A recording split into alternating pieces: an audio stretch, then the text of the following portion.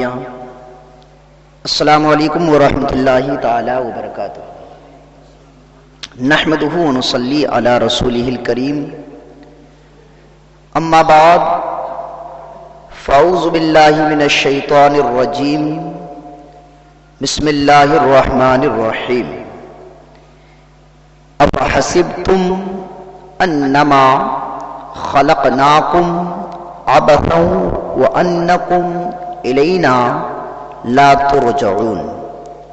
صدق اللہ العظیم وصدق رسول النبی الامین المتین المعین المبین الکریم، ونحن على ذلك لمن الشاہدین والشاکرین والحمد للہ رب العالمین۔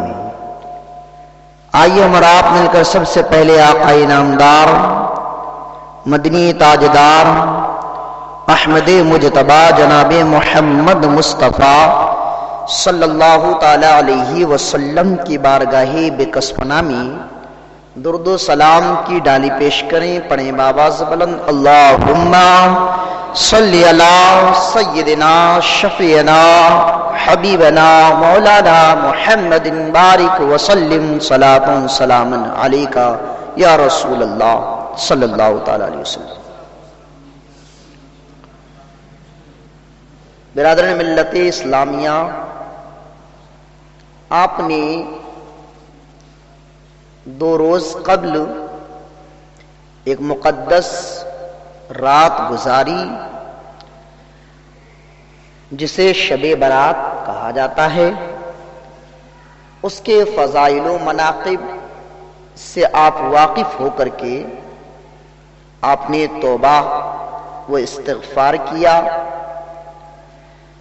رب قدیر کو راضی کرنے کی کوشش کی، عبادتیں کی، نمازیں پڑھی، عزیز و اقارب کی قبروں پر جا کر کے آپ نے حاضری کا شرف بھی ادا کیا۔ مخصوص راتوں میں لوگ مسجدوں کو، عبادت گاہوں کو اس رات کی فضیلت سمجھ کر یا جمعے کے دن کو جمعے کی نماز کی فضیلت کے سبب اس کو مقدس جانتے ہیں تو اس کو آباد کرتے ہیں۔ لیکن یاد رکھیے گا، مقصد حیات، زندگی کا مقصد، انسان کی زندگی کا مقصد ایک چلتے مسافر کی طرح ہوتی ہے۔ کس کی طرح؟ ایک چلتے مسافر کی طرح۔ مسافر کو ایک منزل پتہ ہوتی ہے کہ وہ چل کہاں رہا ہے، کس راستے سے جا رہا ہے اور اسے کہاں جانا ہے، مسافر کو بخوبی معلوم ہوتا ہے۔ اب ایک مسافر بریلی سے چل کر کے اگر ممبئی کا راستہ طے کرتا ہے تو اس کے ذہن میں یہ بات ہے کہ مجھے ممبئی پہنچنا ہے۔ اب اس راستے میں حسین و جمیل راہیں، بہترین جگہیں بھی وہ دیکھتا ہے، بہترین آرام گاہیں، دنیا کی رنگین ہوائیں، سمندر کی لہریں، ہواؤں کی موجیں، الغرض دنیا کی خوبصورتی اس کو اپنی طرف مائل کرتی ہے کہ تو فلاں شہر میں رک جا۔ مثلا دلی خوبصورت شہر ہے تو دلی اس کو آہیں دیتی ہے کہ تو میری طرف راغب ہو جا، تو یہاں رک جا۔ لیکن مسافر کو کہاں جانا ہے؟ وہ ممبئی پہنچے گا تو وہ دلی نہیں رکتا، وہ معلوم ہے کہ مجھے وہاں جانا ہے۔ تو یہ مسافر کی زندگی مقصد کے تحت ہے کہ وہ اپنے مقصد و اپنی منزل تک پہنچنے کی کوشش کرتا ہے۔ ٹھیک اسی طرح انسان کی بھی زندگی کا ایک مقصد ہے۔ آ رہی سمجھ میں؟ زندگی کا ایک مقصد ہے۔ مقصد کیا؟ رب قدیر فرماتا ہے وَذَكِّرْ فَإِنَّ الذِّكْرَى تنفع المؤمنین، اے محبوب آپ مومنین کو ذکر کرے، ان کو نصیحت کرے کہ نصیحت مومنین کو فائدہ دیتا ہے۔ دوسری جگہ اللہ رب العزت ارشاد فرماتا وما خلقت الجن والانس الا لیعبدون، ہم نے جنات اور انسان کو اپنی عبادت کے لیے پیدا فرمایا۔ تو ایک مسافر کی زندگی کا مقصد اسے اپنی منزل تک پہنچنا ہوتا ہے، انسان بھی اسی طریقے سے ایک مسافر ہے، اس کا مقصد وہ قرآن کریم نے بیان فرمایا وما خلقت الجن والانس الا لیعبدون، ہم نے جنات اور انسان کو اپنی عبادت کے لیے پیدا فرمایا۔ تو ہمارا مقصد کیا ہے؟ مسافر کے مقصد اپنی منزل تک پہنچنا، ہمارا مقصد بھی منزل تک پہنچنا ہے کہ ہمیں اللہ کی عبادت کرنی ہے، اللہ کو راضی کرنا یہ ہمارا مقصد ہے۔ انسان کی زندگی کا مقصد کس کو راضی کرنا؟ اللہ رب العزت کو راضی کرنا۔ سمجھ میں آ رہی ہے آپ؟ اللہ رب العزت کو راضی کرنا۔ تو جب ایک مسافر ہوں، میں ہی ایک مسافر ہوں، جب میں گھر جاؤں گا تو گھر کے بیچ میں کوئی راستے میں جتنی حسین جگہیں پڑیں گی میں وہاں نہیں رکوں گا کہ مجھے اپنی منزل تک پہنچنا ہے۔ تو پھر ایک انسان جس کا مقصد اللہ کو راضی کرنا ہے تو وہ دنیا کی رنگین ہواؤں کو دیکھ کر کے رک جائے، دنیا کی لہلہاتی ہواؤں کو دیکھ کر کے وہ رک جائے، اس کی طرف مائل ہو جائے، شیاطین کے مکر و فریب میں وہ جال میں پھنس جائے، یہ انسان کو شوبھا نہیں دیتا۔ اس لیے زندگی مقصد والی گزارو، بے مقصد زندگی کبھی نہ گزارو۔ آ رہی سمجھ میں؟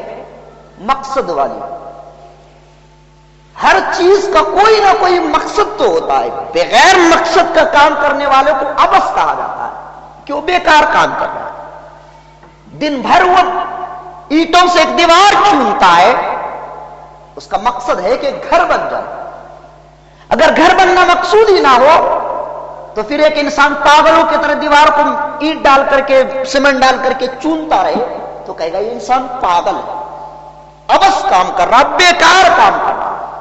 تو ٹھیک اگر ہم اپنے مقصد کو بھول کر کے اپنے رب کو راضی کرنے کے بجائے اگر دنیا کی حسین اور لہلہاتی جنگلات میں گم ہو جائیں تو یہ ہماری زندگی بے مقصد ہو جاتی ہے۔ مقصد والی زندگی کو تلاش کرو اور وہ مقصد اللہ کو راضی کرنا ہے۔ ایک جگہ اللہ رب العزت ارشاد اور فرماتا ہے یا ایھا الناس اعبدوا ربکم الذی خلقکم والذین من قبلکم لعلکم تتقون۔ اللہ رب العزت ارشاد فرماتا ہے اے لوگو ہم نے تمہیں اپنی عبادت کے لیے پیدا فرمایا، اپنی عبادت کے لیے پیدا فرمایا۔ مقصد دیکھ رہے ہیں کہ اپنی عبادت کے لیے پیدا فرمایا۔ من قبلکم لعلکم تتقون، اس سے پہلے جو ہم نے تمہارے لوگوں کو پیدا کیا تھا تم جیسے، ان کو بھی ہم نے اس لیے پیدا کیا کہ وہ عبادت کرے تاکہ وہ متقی بن جائے۔ تو ہمارا مقصد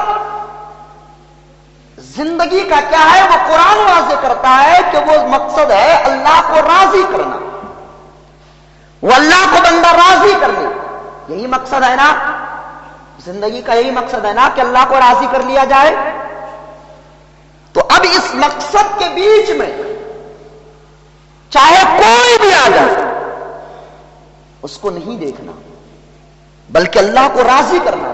اور جو بندہ اللہ کو راضی کر لیتا، قرآن کہتا رضی اللہ عنہم ورضوا عنہ، اللہ اس سے راضی ہو گیا، وہ اللہ سے راضی ہو گیا، اور فرماتا وذالک فوز العظیم، اور جس سے اللہ راضی ہو جائے، وہ اللہ سے راضی ہو جائے تو اس کے لیے بڑی کامیابی ہے۔ مقصد دیکھیں کہ مقصد یہ ہے کہ ہم اللہ کو راضی کریں، ورضی اللہ عنہ ورضی اللہ عنہم، اور اس سے اللہ راضی ہو جاتا، ورضی عنہ، اور اس سے اللہ اس سے راضی ہو جائے اور وہ اللہ سے راضی ہو جائے تو وذالک الفوز العظیم، اس کے لیے بڑی کامیابی ہے۔ تو بتا ہی رہا تھا کہ بے مقصد زندگی نہیں گزارنی. ہم مسلمانوں کا مقصد دیکھو, ہمیں پیدا کرنے کا مقصد صرف کھانا پینا نہیں ہے یا دنیا داری میں مشغول ہونا نہیں. دیکھیے کئی چیزیں آپ کو میں آج آپ کے ذہن گشار کر رہا ہوں, صرف اس تحت کہ آپ نے گزشتہ دنوں میں توبہ کی تھی, اس توبہ کو برقرار رکھنے کے لیے چند باتیں نصیحت کی کر رہا ہوں, ان کو ذہن میں رکھیے گا. اور مسجد میں بیٹھے ہیں تو اپنے ذہن کو دنیا داری سے خالی کر کے بیٹھو, یہ اللہ کا گھر ہے. سمجھ آ رہی ہے؟ سنو باتیں. اس دنیا کے اندر زندگی کوئی نہ کوئی ہر کام ضرورت کے مطابق, مثلا ہم کھانا کھاتے ہیں تو یہ ہماری ضرورت ہے کہ تاکہ ہم زندہ رہ سکیں. پانی پیتے ہیں تاکہ یہ ہماری ضرورت ہے. ہم کماتے ہیں تاکہ یہ ہماری ضرورتیں پوری ہوں. تو یہ صرف ضرورتیں پوری کرنے کے لیے کی گئی ہے, لیکن انسان کے مقصد کے لیے نہیں کہ یہ مقصد ہی اس کو بنا لے کہ کھانا پینا ہی اس کا مقصد ہو جائے. یہ نہیں, مقصد عبادت ہے. کھانا پینا, کمانا, چلنا پھرنا, سونا اٹھنا بیٹھنا یہ ضرورت ہے. وہ انسان بے وقوف ہے جو ضرورت کو مقصد بنا لیتا ہے. کامیاب وہ انسان ہے جو مقصد کو مقصد جانتا ہے, ضرورت کو ضرورت جانتا ہے. وہ انسان ہمیشہ کامیاب رہتا ہے.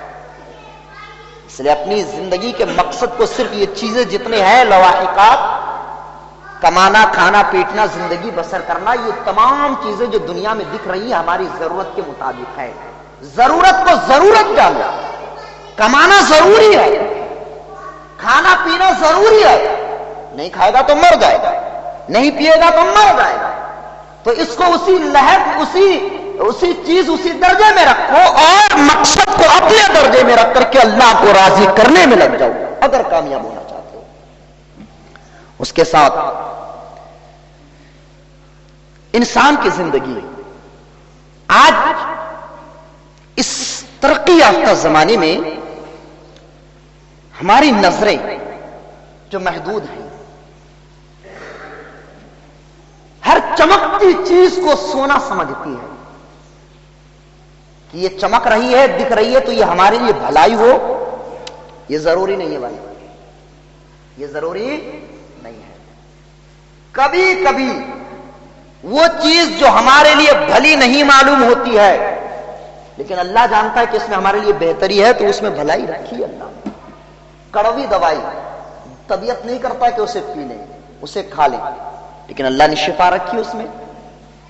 تو ہر چمکتی چیز سونا نہیں ہوتی ہے, اور اللہ نے تو کسی چیز کو بیکار پیدا ہی نہیں کیا. انسان کبھی چمکتی چیز کو سونا نہ سمجھے. یہ دنیا جو چمک رہی ہے یہ ضروری نہیں کہ سونا ہو جائے. 12 سینگا جانور دیکھا ہے آپ لوگوں نے؟ ہندوستان میں بہت کم پایا جاتا ہے, اللہ ماشاءاللہ کہیں پایا جاتا ہو. 12 سینگا جانور, اس کے 12 سینگ ہوتے ہیں, بڑے خوبصورت, بہت ہی خوبصورت. ایک مرتبہ وہ جانور 12 سینگا پانی پی رہا تھا, تو پانی پیتے پیتے اس کا عکس نظر آ گیا. اس نے اپنے سینگوں کو دیکھ لیا, بڑا مغرور ہوا, خوش ہوا کہ کتنے حسین سینگ ہیں میرے. 12 سینگیں اتنی خوبصورت طریقے سے تاج کے مثل اللہ نے بنایا اس کو. بہت مغرور ہوا, بہت خوش ہوا, پھولے نہیں سمایا. لیکن پانی پینے کے بعد جب اس نے پیروں کو دیکھا نا, اسے شرم آ گئی.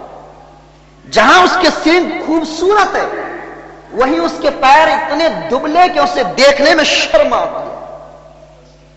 تو اس کا غرور فوراً ٹوٹ گیا کہ میرے لیے ایک چیز تو خوبصورت ہے لیکن دوسری چیز جو میرے پیر ہے وہ بدصورت ہے, وہ بیکار ہے, وہ دیکھنے میں خوبصورتی نہیں ہے. لیکن 12 سینگ کا جانور جو ہوتا ہے وہ اپنے سینگ پر اتراتا تھا کہ یہ خوبصورت ہے, یہ حسین و جمیل ہے. وہ بہت مگن میں رہتا تھا, لیکن جب پیچھے نظر دوڑایا تو کتوں نے دیکھ لیا اسے. ظاہر سی بات ہے, کتے تو کتے ہیں, کتے تو انسان کو نہ چھوڑے, اور وہ تو اس کا شکار ہے. جب کتے کو دیکھا تو وہ بھاگا، اتنی تیز بھاگا کہ وہ کتے کو دیکھ کر کے جا کے جنگلوں میں گھس گیا۔ جب 12 سینگا جنگلوں میں گھسا نا تو حال یہ ہوا کہ جن سینگوں پر وہ غرور کر رہا تھا وہی سینگ جو ہے کانٹوں میں پھنس گیا، الجھ گیا، اور الجھنے کے سبب وہ آگے نہیں بڑھ سکا، کتوں نے اس پر حملہ کر دیا۔ تو تھوڑی دیر پہلے جن سینگوں پر وہ غرور کرتا تھا وہ سینگ اس کے ہلاکت کا سبب بن گیا، اور جن پیروں کو وہ بدصورت جانتا تھا وہ بھاگنے کا ذریعہ بن گیا۔ یہی انسان کی مقصد کی زندگی ہے، یہی انسان کی زندگی ہے کہ جو آج ہم سمجھ رہے چمکتی دنیا کہ یہی ہمارے لیے سب کچھ ہے، یہ سب کچھ نہیں ہے، یہ ہلاکت و بربادی ہے، بلکہ اس کے اندر رہ کر کے اللہ کو راضی کر لینا، عبادت کر لینا، یہی کامیابی ہے۔ آئی سمجھ میں؟ یہی کامیابی ہے۔ چمکتی ہر چمکتی چیز سونا نہیں ہوتی، یہ دنیا جو چمک رہی ہے ضروری نہیں کہ یہ سونا ہو۔ انسان کی زندگی اللہ رب العزت نے ہمیشہ یاد رکھیے گا، جب تک انسان چلنا نہیں چاہے گا اسے کچھ حاصل نہیں ہو سکتا۔ میں عبادت کی راہ میں نہ چلوں، میں نماز کو نہ آؤں اور چاہوں کہ مجھے لذتیں مل جائیں، ایسا تو نہیں ہے۔ جس راستے پر میں چلوں گا تو اس راستے میں اگر گلاب ہوں گے، پھولیں ہوں گی تو مجھے نظر آئیں گی۔ اب میں جس راستے پر چلوں گا انہیں پہاڑ بھی ہوگا تو بھی وہ مجھے نظر نہیں آئے گا۔ کیوں؟ اس لیے کہ میں اس راستے پر چل ہی نہیں رہا ہوں تو میں پہاڑ کیسے دیکھوں گا؟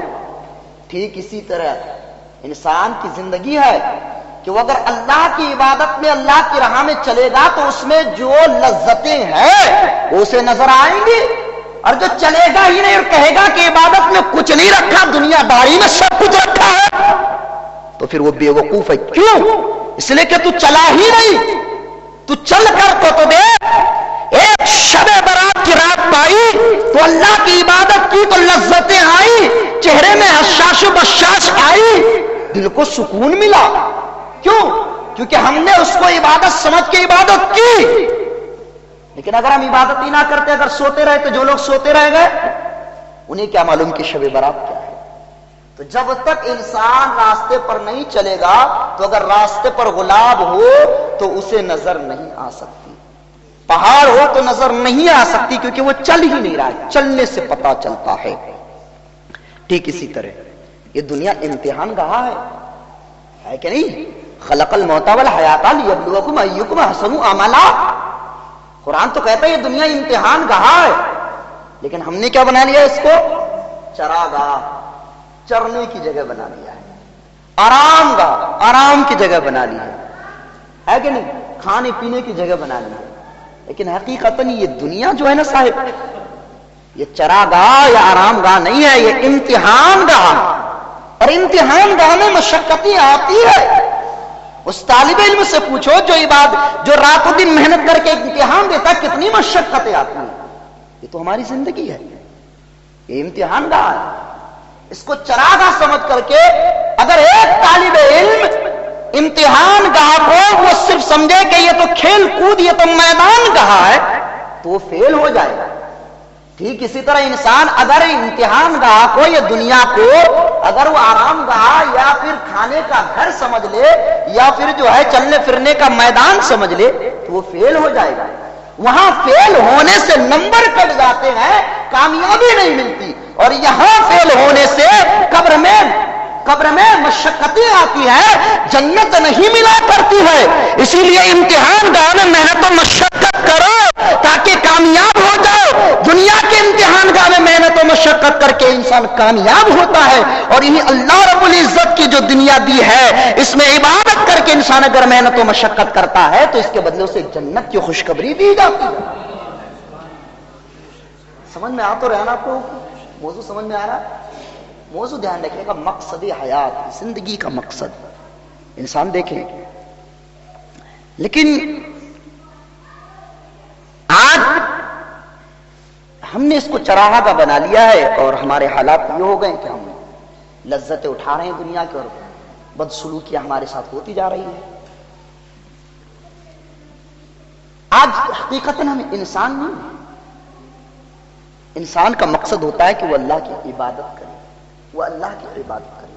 اور عبادت ایک چیز اور سمجھ لیں, عبادت ہم لوگ سمجھتے ہیں صرف نماز روزہ ہے, حج و زکات ہے. نہیں, رب نے فرمایا نا یا ایھا الانسان یا ایھا الناس اعبدوا ربکم الذی خلقکم من نفس واحدۃ وخلق منها زوجها. ایک آیت میں فرمایا اور ایک آیت میں فرمایا یا ایھا الناس اعبدوا ربکم الذی خلقکم والذین من قبلکم لعلکم تتقون. اس آیت کے تحت ایک بزرگ سے ایک شخص نے سوال کیا کہ اس آیت میں جو رب فرماتا ہے کہ تم میری عبادت کرو تو عبادت سے کون سی عبادت مراد ہے؟ تو اس بزرگ نے بڑے اچھے انداز میں جواب دیا تھا. فرمایا عبادت سے مراد صرف نماز روزہ نہیں ہے, بلکہ یہاں ظاہری و باطنی سب اعمال اس آیت مبارکہ میں داخل ہیں.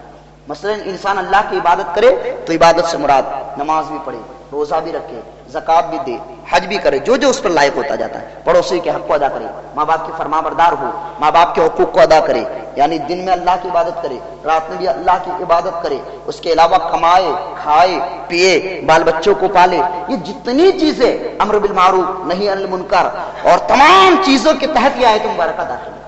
تو صرف عبادت سے مراد یہ نہیں کہ ہم جو ہے نماز پڑھ لے تو صرف جو ہے ہم عبادت کر رہے, نہیں. عبادت سے مراد یہ ہوتی ہے کہ ہر ایک چیز پر دھیان دی جائے, اپنی زبان کی حفاظت, اپنے قدموں کی حفاظت, نگاہوں کی حفاظت, چلنے کا سلیقہ, پینے کا سلیقہ, کھانے کا سلیقہ, یہ سب چیزیں عبادتوں میں داخل ہیں. یہی مقصد ہے. تبھی تو انسان جب اس امور پہ آ جاتا ہے, جب یہ تمام چیزوں پر انسان صحیح معنی میں انسان زندگی گزارتا ہے, تو پھر وہ انسان کامیاب ہو جاتا ہے, پھر وہ انسان کامیابی کے منزل پر اتر آتا ہے. آج یہ بے اصولی زندگی, انسان یہ چاہتا ہے ہم دنیا میں آئے. اچھا ایک بات بتاؤ, دنیا میں ہم اپنی مرضی سے آئیں؟ اگر دنیا میں ہر انسان اپنی مرضی سے آتا نا تو کوئی کالا نہیں ہونا چاہتا, کوئی کمزور نہیں ہونا چاہتا, کوئی غریب نہیں ہونا چاہتا. ہر انسان چاہتا میں خوبصورت ہوں, ہر انسان چاہتا میں مالدار ہوں. اپنی مرضی سے نہیں آئے ہو, بھیجے گئے ہو. ہر انسان اپنی مرضی سے جانا بھی نہیں چاہتا. اگر اپنی مرضی سے جانا ہوتا تو کوئی جانا بھی نہ چاہیے دنیا کو چھوڑ کر. اپنی مرضی سے آئے بھی نہیں, اپنی مرضی سے جائیں گی بھی نہیں. تو یہ جو دنیا میں جو افقہ ہے آنے اور جانے کے بیچ میں جو فاصلہ ہے, اس میں اپنی مرضی کیوں چلاتے ہیں؟ اس میں اپنی مرضی کیوں چلاتے ہیں؟ سوچنے کا مقام ہے. اپنی مرضی سے آئے نہیں, اپنی مرضی سے جائیں گے نہیں, تو پھر اپنی مرضی سے کام نہ کرو. جو انسان اپنی مرضی سے آیا نہیں, جائے گا نہیں اور اپنی مرضی سے کام کرتا ہے تو وہ بے وقوف اور وہ ناکام ہو جاتا ہے. وہ انسان جو سمجھ لیتا ہے کہ میں آیا اپنی مرضی سے نہیں ہوں, جاؤں گا اپنی مرضی سے نہیں, تو جس کی مرضی سے آیا ہوں, جس کی مرضی سے جاؤں گا, اس کی مرضی کے مطابق زندگی گزاروں گا تو کامیاب ہو جاؤں گا. وہ انسان کامیاب ہوتا ہے, وہ انسان کامیاب ہوتا ہے. لیکن انسان, قرآن اس کا بہترین ترجمہ کرتا. قرآن کہتا ہے حسب الانسان و یترک سدی. اے انسان, کیا تو یہ گمان کرتا ہے کہ تجھے یوں چھوڑ دیا جائے گا, تجھے کسی چیز کا مکلف نہ بنایا جائے؟ ایسا نہیں ہے. پیدا کیا, تجھے مکلف بنایا جائے گا, تجھے تمام چیزوں کا مکلف بنایا جائے گا. اچھے کرو گے تو ثواب دیا جائے گا, برے کرو گے تو عذاب دیا جائے گا. اس گمان میں نہ رہو کہ یوں طرح کا سدا کہ یوں چھوڑ دیا جاؤ گے.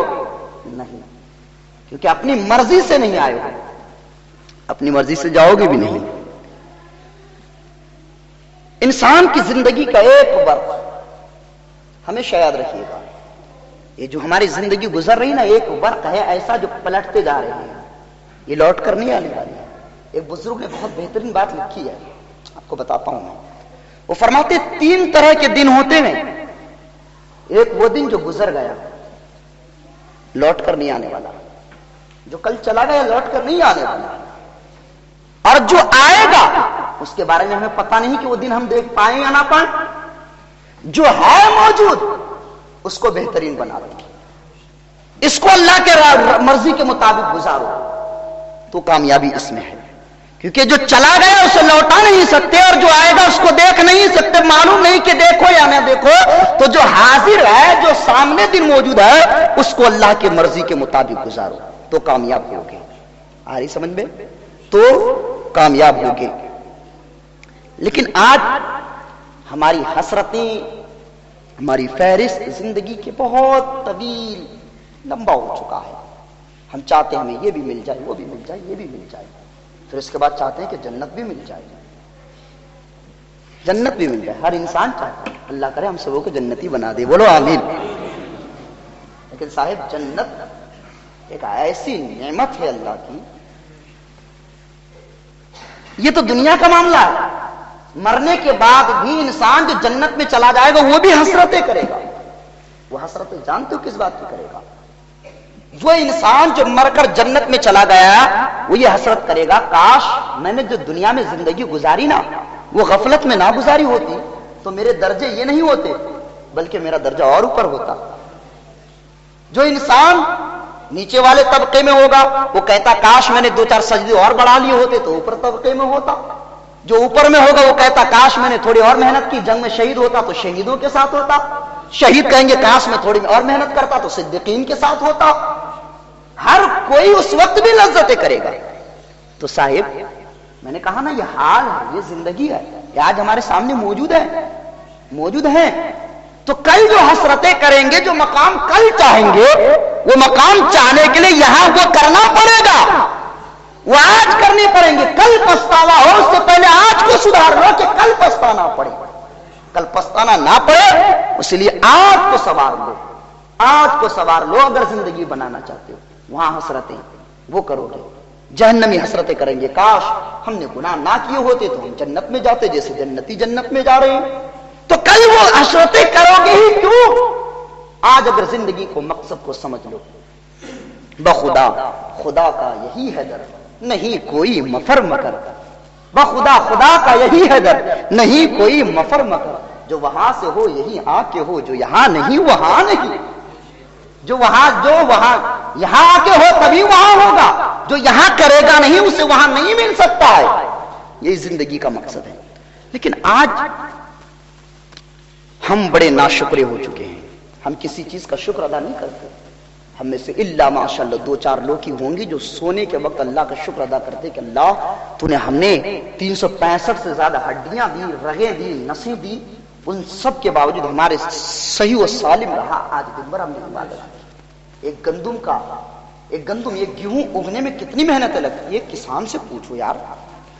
زمین کو کھاد دینا, پانی ڈالنا, اس کے اندر بیج ڈالنا, پھر ایک دانہ نکلتا ہے, 3-4 مہینے انتظار کے بعد پھر وہ پھل دیتا ہے, پھر ایک دانہ مل کر کے پیس کر کے آٹا بن کر کے تو آتا ہے. اتنی محنت و مشقت, اور ہم ایک لمحے کھا کر کے اسے بھول جاتے ہیں کہ جس نے بنایا اس نے کتنی محنت و مشقت کر کے اس دانے کو ہمارے لیے اگا کر کے دے دیا, اور ہم اس کے شکر بھی ادا نہیں کرتے. ایک گندم کے دانے کا ہم شکر ادا نہیں کرتے. ہم سے بڑا نا شکر کون ہوگا؟ آج ایک دمبا جو ہوتا ہے, دمبانا, وہ بھی انسان کے کہے پر چلتا ہے. کبھی دیکھا ہوگا جو چرواہے ہوتا ہے وہ دمبے کو چھوڑ دیتا ہے کہ وہ جنگلوں میں چلتا ہے, اور جدھر جدھر مالک چلتا جاتا دمبا بھی ادھر چلتا جاتا ہے. دمبا بھی ادھر چلتا, بور تو نہیں ہو رہا ہے, سمجھ میں آ رہی نا؟ ایک دمبا ہوتا ہے وہ جدھر مالک جاتا ہے دمبا بھی اس کے پیچھے پیچھے جاتا ہے. تو ایک دمبا جو جانور ہے یار, وہ اپنے مالک کے کہنے پر چلتا ہے. تم تو اشرف المخلوقات ہو, ہم تو اشرف المخلوقات ہیں, ہم اپنے مالک کے کہنے پر کیوں نہ چلیں؟ ہم اپنے مالک کے کہنے پر کیوں نہ چلیں؟ تو اگر ایک جانور اپنے مالک کے کہنے پر نہیں چلتا تو اسے کہہ دیا جاتا کہ یہ گھوڑا, یہ جانور بدبخت ہے. اور اگر ہم نہ چلے اپنے مالک کے بنا پر, اپنے مالک کے کہنے پر, تو ہم سے بڑا بدبخت اور کون ہوگا؟ ایک گھوڑا لے لو, ایک گھوڑا انسانوں سے محنت و مشقت سے پالتا ہے اس دن کے لیے تاکہ جنگ کے دن میرے کام میں آئے, میرے لیے سواری بنے, میں سے تانگا بناؤں اور اس کو چل کر کے چلاؤں. لیکن ایک جانور دیکھو یار, گھوڑے اور انسان میں فرق دیکھو کہ کہ ایک گھوڑا وہ اپنی مرضی سے اٹھ نہیں سکتا، بیٹھ نہیں سکتا، تم اس کو لے کر جاؤ گے دن بھر کام کراؤ وہ اف تک نہیں کہتا، اسے پانی نہ پلاؤ تو یہ بھی نہیں کہہ سکتا کہ مجھے پیاس لگے پانی پلا دو، دن بھر وہ چلا تھک گیا، طبیعت خراب ہے، وہ یہ بھی نہیں کہہ سکتا میری طبیعت خراب ہے، مالک دوسرے دن کو اور لے کر چلا، لیکن اسے چلنا پڑتا ہے، اسے چلنا پڑتا ہے، وہ چلتا ہے کس کے بنا پر؟ پھر وہی جانور، وہی گھوڑا جتنے اتنی محنت و مشقت کی، مالک کے کہنے پر پوری زندگی گزار دی، جنگ کے میدان میں مالک کا ساتھ دیا اور جنگ میں آگے بڑھ کر کے وہ جنگ لڑتا رہا، مالک کے خلاف نہیں گیا، تو اس کا مقام یہ ہوا کہ قرآن نے اس کا مقام بیان فرمایا، اس کی وفاداری کو قرآن نے ذکر کیا، وَالْعَادِيَاتِ ضَبْحًا فَالْمُورِيَاتِ قَدْحًا فَالْمُغِيرَاتِ صُبْحًا فَأَثَرْنَ بِهِ نَقْعًا فَوَسَطْنَ بِهِ جَمْعًا۔ قرآن ذکر کرتا اس کی وفاداری کا، کہ قرآن کہتا کہ گھوڑے کے اچھلنے کی قسم، اس کے چلنے کی قسم، اسے دوڑنے کی قسم، قرآن ذکر کر رہا ہے، کیوں؟ اس لیے کہ اس نے وفاداری دکھائی ہے۔ لیکن وہی انسان کے بارے میں قرآن کیا کہتا ہے؟ آیا قرآن اللہ رب العزت کا قرآن انسان کے تعلق سے کہتا ہے کہ فَوَسَطْنَ بِهِ جَمْعًا إِنَّ الْإِنسَانَ، یہاں پر قرآن کہتا ہے کہ انسان بڑا ناشکرا ہے، کہ وہ گھوڑا اپنے مالک کے کہنے پر چلتا لیکن انسان اپنے مالک کے کہنے کو بھول جاتا، وہ عبادت سے دور ہوتا چلا جاتا ہے۔ تو یہ فرق گھوڑے اور انسان میں ہوتی ہے، اس لیے اپنے کو مالک کے کہنے پر چلاؤ اگر کامیاب ہونا چاہتے ہو، اگر کامیاب ہونا چاہتے ہو تو اپنے کو مالک کے کہنے پر چلاؤ، یہی کامیابی ہے، زندگی کا مقصد یہی ہے، ورنہ صرف انسان اور حیوان میں کوئی فرق نہیں رہ جائے گا، کیونکہ جو صرف بے مقصد زندگی گزارے، مقصد والی زندگی گزارو وہی کامیاب والی زندگی ہوتی ہے۔ مقصد یہ کہ ہمیں مقصد، مسافر کا مقصد ہوتا ہے منزل تک پہنچنا، اپنے مقام تک پہنچنا، ہمارا مقصد ہے قرآن نے بیان فرمایا کہ اللہ لیعبدون، ہم اللہ کی عبادت کے لیے پیدا کیے گئے ہیں، تو عبادت کرو دنیا داری سے دل لگا کے، یہ ضرورتیں ہیں، دنیا کی تمام چیزیں یہ ضرورت کے مطابق پیدا کی گئی ہے، تو اس کو ضرورت کے مطابق جانے اور مقصد کو مقصد کے مطابق جان کر کے زندگی گزارے، انسان تبھی کامیاب ہو سکتا ہے۔ یہ وجہ چلنا پھرنا اٹھنا بیٹھنا ان تمام چیزوں کو عبادت کہا جاتا ہے، اس کو اسی کے موافق رکھو۔ رابعہ بصریہ ایک ایسی خاتون جو ہمیشہ رویا کرتی تھی، اس قدر روتی تھی، دن و رات روتی رہتی تھی اللہ کے خوف سے، اللہ کی عبادت کی وجہ سے، یہاں تک کہ وہ بولتی بھی بہت کم تھی، کوئی ان سے سوال کرتا کہ اس کے بارے میں بتائے تو وہ قرآن کے مطابق جواب دیتی تھی، قرآن کے مطابق جواب دیتی تھی، کبھی کبھی تو قرآن کی آیتیں پڑھ کر چھوڑ دیتی تھی تاکہ انسان اسی کو سمجھ جائے۔ لوگوں نے پوچھا کہ رابعہ بصریہ اس کا کیا مقصد ہے کہ تم قرآن کی آیتیں ہی جواب دیتی ہو، اسی کے مطابق بات کرتی ہو؟ وہ کہتی ہیں سننا چاہتے ہو؟ کہتی ہیں اس لیے کہ میں جو کچھ بولوں فرشتے اسے لکھ لیا کرتے ہیں، تو میں یہ چاہتی ہوں کہ میں بولوں تو قرآن کی آیتیں ہوں تاکہ فرشتے اس کو لکھ لیں، اس کے بدلے مجھے ثواب عطا کیا جائے، اس کے بدلے مجھے ثواب عطا کیا جائے۔ یہی زندگی کا مقصد بناؤ، کم بولو، فالتو باتیں، آج ہمارے اندر زیادہ تر باتیں آ گئی کہ جہاں دو چار مل گئے دنیا کی باتیں ہمارے اندر، اس میں گناہ کی باتیں وہ ظاہر سی باتیں، نیک باتیں تو نہیں ہوتی ہیں، اللہ ماشاءاللہ ہو بھی جائے تو اس میں گناہ اتنے شامل ہو جاتے ہیں کہ وہ قابل قبول نہیں ہوتا ہے۔ اس لیے مقصد جو کچھ کر رہے ہو یہ نہ بھولنا کہ ہم جو کر رہے ہیں بس ہمیں یوں چھوڑ دیے، مکلف بنائے گئے ہو تو اس کا جزا و سزا بھی دیا جائے گا، فرشتے اس کو لکھ رہے ہیں، اس دن نام اعمال کھولا جائے گا، نیکوکار جنتیوں کے نام اعمال دائیں ہاتھ میں دیا جائے گا اور بدکار جہنمیوں کے نام اعمال اس کے بائیں ہاتھ میں دیا جائے گا۔ تو اس دن حسرتیں کرنے کے بجائے، افسوس کرنے کے بجائے، آج کی زندگی، آج کی حیات کو اپنا ایک مقصد بنا لو کہ ہمیں کس کو راضی کرنا ہے، ذرا زور سے بولو، اللہ کو راضی کرنا ہے۔ اللہ نے ہمیں پیدا کیا ہے تاکہ ہم اس کو راضی کریں، جب وہ ہم سے راضی ہو جائے گا تو پھر تجھ سے اور جنت سے کیا مطلب، وہاں بھی دور ہو، ہم رسول اللہ کے، جنت رسول اللہ کا۔ یہ مقصد زندگی کا بنا لینا، دنیا داری سے دل لگا کر کے، جب ایک رات تم نے عبادت کی، توبہ کی، تو اس کو برقرار رکھو، عبادت گاہ کی طرف آؤ، نمازیں پڑھو، یہی مقصد ہونی چاہیے۔ ورنہ انسان گزرتا ہے، ایک بزرگ تھے جو بازار میں گزر رہے تھے، ایک ساتھ فرماتے ہیں کہ میں نے پوچھا کہ حضور، انہوں نے مجھ سے پوچھا کہ انسان کہاں ہے؟ انہوں نے کہا حضرت یہ جتنے انسانی تو کہا، تو انہوں نے جلال کی نگاہ میں انسانوں کی طرف دیکھا تو وہ فرماتے ہیں کہ جب میں نے ان کی نگاہوں میں نگاہیں ملائی تو سب کے سب کوئی کتے نظر آتے تھے، کوئی خنزیر نظر آتے تھے، کوئی خنزیر کوئی کتے نظر آتے تھے، اور یہ فرما کر وہ چلے گئے۔ بتانے کا مقصد یہ فرماتے ہیں کہ میں اس دن سمجھ گیا کہ زندگی کا مقصد صرف یہ ہے کہ جو اللہ کو راضی کرنے میں گزاری دے، یوں بازاروں میں فضول خرچی اور فضول بے حیاؤں کی طرح چلنا یہ صرف انسان کی زندگی نہیں ہوتی ہے، یہ تو حیوانوں کی زندگی ہوتی ہے، یہ حیوانوں کی زندگی ہوتی ہے۔